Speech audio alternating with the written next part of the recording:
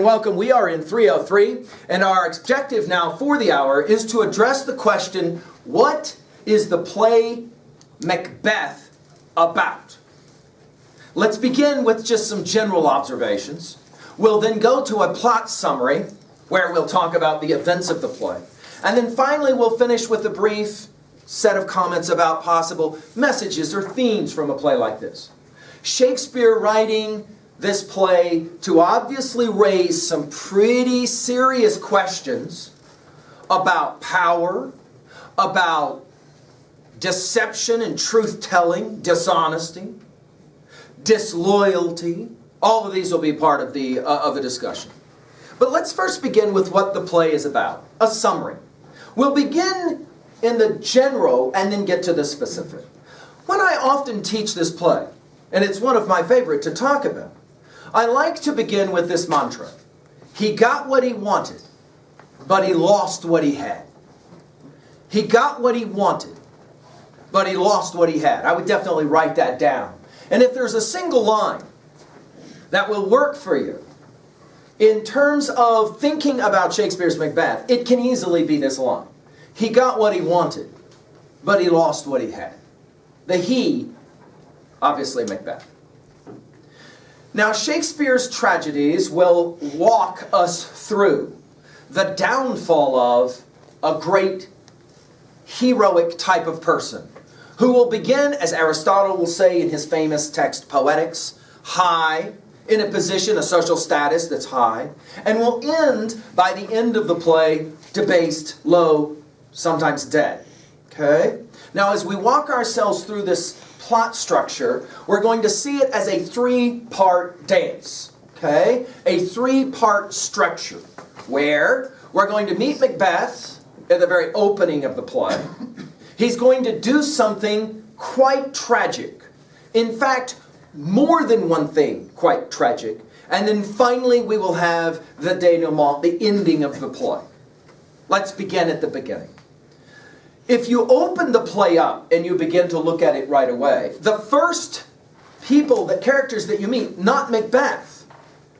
First, in Act 1, Scene 1, you actually meet witches. 3 of them, who are casting a spell. They're asking, when shall we 3 meet again? In thunder, lightning, or in rain? When the hurly-burly's done, when the battle's lost and won? The introduction of paradoxes. And then the witches will start to dance around a cauldron and chant, fair is foul and foul is fair. Hover through the fog and filthy air. And right away, a number of major themes are already going to be introduced for us in the very first brief scene of this play. We're going to be told that the objective for the witches is to meet Macbeth soon. We are told that there's a fight that is occurring, of which Macbeth is going to be involved. The battle will be both lost and won. The paradox is already starting to be introduced. Obviously, if you have a victory, you're going to have a loser, right? And then this question or this observation about fair is foul, good is bad, and bad is good in this play. Thematically, we're going to see this over and over again. Hover through the fog and filthy air. This is going to be a play where characters in the play don't always see or recognize what is actually happening. It's not clear. If you live, for example, where there's fog, you know what I'm talking about. You go out, try and drive, you can't see very well. That's what we mean, okay? Hover through the fog and filthy air. The other character that we meet in 1-2 of Macbeth, Act 1, Scene 2, will be the king of the country where the play is set, Scotland. Okay? Scotland, of course, today, that northern part above England, right? The country. Okay? His name is Duncan. And he is met by a wounded soldier who tells us, whoa, we are very, very fortunate. Scotland has been under attack because of a traitor. Someone has betrayed his country. And that someone is going to be caught and executed. But before that happens, Macbeth has to save the day. We are told that he does save the day. The way he saves the day is by meeting the bad guy in battle. We are told that he slits him with his sword from the belly button to the throat. He opens up the man's body, he pulls out all of his inner guts, He chops off the guy's head and he sticks it on top of a post.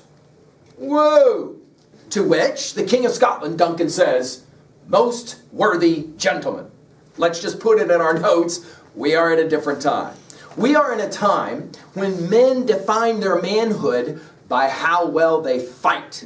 And Macbeth, let's say it out loud, is a great and valiant warrior. He is a great fighter. By the third scene of Act 1, we finally meet Macbeth. And ironically, when he comes onto the stage covered in blood and guts because he's been fighting in a war, he will say about the weather, "So foul and fair a day I have not seen," echoing, obviously, the opening lines of the play. Foul, nasty, because bad weather. The Elizabethans, very superstitious about bad weather. Fair, obviously good, because they've won the battle. The three witches will meet Macbeth, but he's not alone. He is with his best friend Banquo. And Banquo and Macbeth will meet the witches and will receive prophecies or predictions. Now, at the conclusion of the second scene, Duncan, in identifying Macbeth as a worthy gentleman, has decided that he is going to give Macbeth a new title, a new prestigious title. He will call him now Thane of Cawdor. The old Thane of Cawdor was a deceiver and a traitor. The new Thane of Cawdor will now be Macbeth, but he has not been told yet. When Macbeth meets the witches, they hail him, or recognize him, as first Thane of Glamis, which is the title Macbeth now has. A Thane is nothing more than a soldier. The second witch will hail Macbeth as Thane of Cawdor, and the third witch will reference Macbeth as king hereafter. Whoa! Banquo, Macbeth's best friend, says to his friend, "Why did you just now jump or start? You seem to fear information that's really fair. That's good news."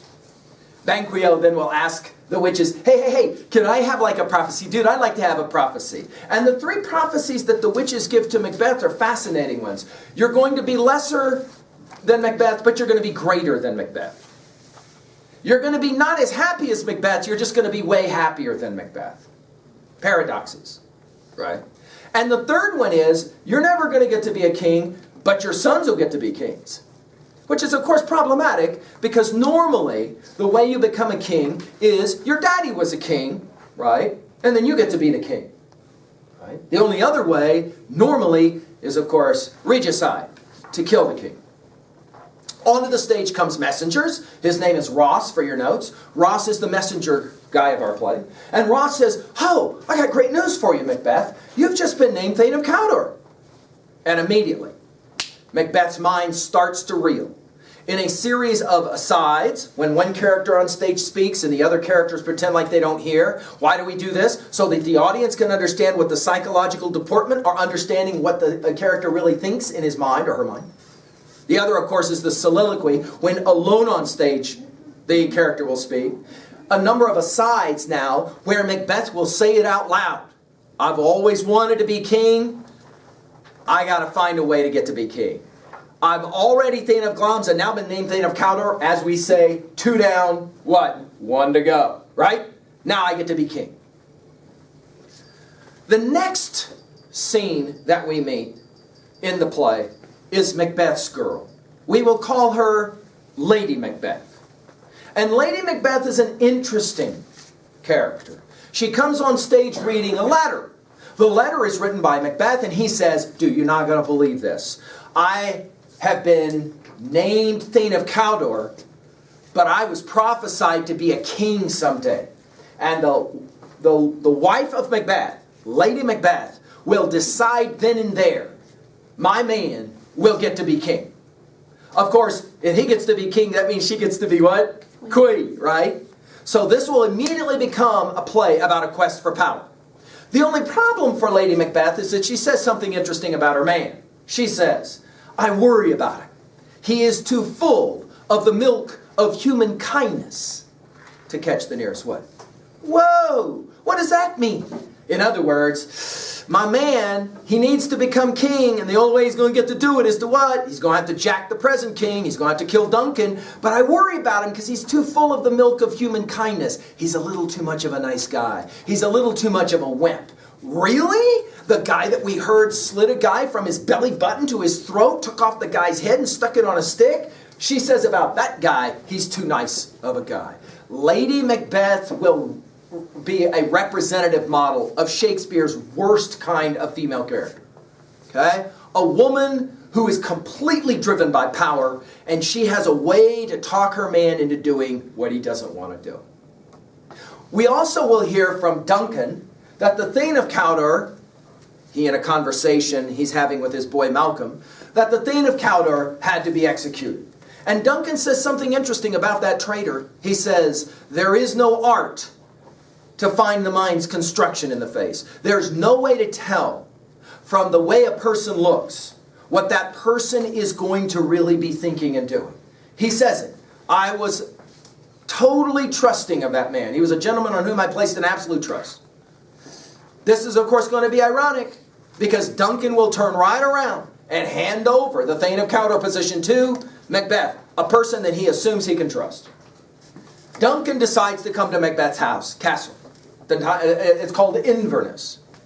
And there he is going to spend the night. Lady Macbeth will say to her husband, this is a simple project. It's like the Hotel California. You can check out, but you can't never leave. He's never leaving. We're going to kill him tonight. Macbeth will say to his wife, I don't think this is a very good idea. In fact, he will have a famous soliloquy where he talks himself out of it and says, it's a dumb idea. For a number of reasons. One, you don't kill somebody in your own house. Two, Duncan's a really nice guy. When he dies, the angels will come out of heaven and welcome him in. This is a bad idea. And he says as much to his girl. He says, we're not going to do it. Lady Macbeth understands male psyche. She knows what it takes to get a guy to do what he doesn't want to do. And she says, oh, I'm sorry. I thought you were the Macbeth who loved me. My bad. Okay, I guess this is the kind of love we have where you kind of make a promise and then you don't keep it. He says to her, hey, I'm a man. And she says, oh, you're a man, are you? If you are a real man, you would do something to prove it. In other words, kill Duncan. She also says, you know what? If I had promised something to you and then I didn't do it, that's called a lie. I would feel so badly about that I would take one of our little infant children and I would swing it around by the ankles and I'd smash his little brains out. I would never lie to you the way you've lied to me. Instead of Macbeth looking at Lady Macbeth and saying, you're a serious psychotic and you need help, he looks at her and says, I hope all of our sons grow up to be just like you. Very strange. But, let's make an observation in 3b really quickly, a personal relationship to a text. Any number of guys who have sat in 303 have pointed out, they have done something they knew they shouldn't do and they didn't want to do.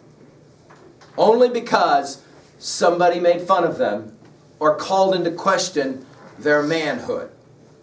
Of course, it even works stronger if that somebody calling into question manhood is a girl that they want to impress. Oh, you're afraid. That is too bad. I'm going to have to go find myself a boyfriend that has a set. And all of a sudden, the number of guys that have done the stupidest things imaginable, and even while they were doing, they were like, why am I doing this? This is the dumbest thing imaginable, right? In the second act, Macbeth does do the unimaginable. While Duncan is asleep with two bodyguards on either side also asleep because Lady Macbeth got them drunk, Macbeth sneaks into the room and he stabs the old man over and over again with two daggers. He kills Duncan. Now the argument is he's going to make it look like the bodyguards are the ones responsible. It's a pretty stupid plan because obviously if the bodyguards are drunk, they're going to wake up the next morning and they're going to say, you know, I don't know what happened last night and how Duncan got jacked, but I know that we were partying with Lady Macbeth. Whoa, is she some kind of partier? And the last thing I can remember was we were hanging with her and then we woke up and he's like dead. Obvious problem. That morning, after the death of Duncan, you are going to have at the castle arriving to pick him up a cat named Macduff. He will factor majorly into our play, and he's the one that walks into the bedroom and he will see that King Duncan is dead. Of course, everybody's going to be called on stage. The audience, you, will be watching certain characters closely. One of them you're going to watch is Banquo. Why? Because Banquo knows the prophecy for Macbeth to be king. And so he's obviously looking at him. Duncan has two boys, Malcolm and Donalbain. Earlier in the play, Duncan decided to name Malcolm, his older boy, to the throne in case he dies. The only problem is that Duncan's now been assassinated, killed. And so the challenge is for Malcolm and Donalbain, how do we protect ourselves? He will say it to his bro. There are daggers in men's smiles. We don't know who we can trust. So they decide to run away from Scotland. One, Donalbain, going to Ireland. We won't hear from him again. The other one going to England. And he's going to hide out to protect himself. Of course, you're going to have a power vacuum. And so by the time the third act begins, guess what? Macbeth has become the King of Scotland. Okay? So Macbeth will get what he wants, namely to be king. Go back to our mantra. He got what he wanted, but he lost what he had. What Macbeth loses is going to be significant for the rest of the play. What he loses, of course, is everything that he had he cared about. His integrity and his real manhood. Next part of the play is a tragedy of true tragedies. Macbeth begins to worry about Banquo, his best friend. And the prophecy that Banquo's son, Fleance, will someday become king. So Macbeth calls in two assassins. Shakespeare calls them cutthroats. And he says to them, "You lost your job, I hear." And they go, "Yeah. You know it was because of Banquo." We kind of get the sense probably Macbeth is the one behind pulling the strings. And then he makes it sound like it's Banquo. Right, it was Banquo. Well, what are you going to do about it? And they go, "What do you mean? We're men." And he goes, "Yeah, but men are kind of like dogs. You got poodles and you got pit bulls. Which one are you? Are you a poodle or are you a pit bull?" Well, most guys don't like to claim that they're poodles. And so they say, "Dude, we're pit bulls." "Really? Why don't you prove it?" "Prove it how?" "Whoa, are you ready for this? Macbeth is going to have assassinated his own best friend Banquo and Banquo's son Fleance. Now we call them serial killers, not because they get up in the morning and eat Fruit Loops and then go kill people. But serial here means one after the other. And we began to study the mind of a serial killer in this play. It's a fascinating study, especially when Macbeth begins to talk alone. We call that a soliloquy on stage. For example, he will say, "Banquo is the reason I killed Duncan." What? Yeah, no. Banquo got that prophecy that said his boy was going to be king someday, and the only way that could happen is for Duncan to be killed. Banquo is a bad guy. He needs to be killed. And his son too, because his son will probably grow up to be just like him. I'm going to do a good thing and I'm going to go kill both of them. Whoa, disturbing. Banquo is killed. That evening, Macbeth has a party where everyone is invited. He has already made it public knowledge that he wants Banquo there. The assassins will show up with blood on their face. And he'll ask them, "Did you take care of your business?"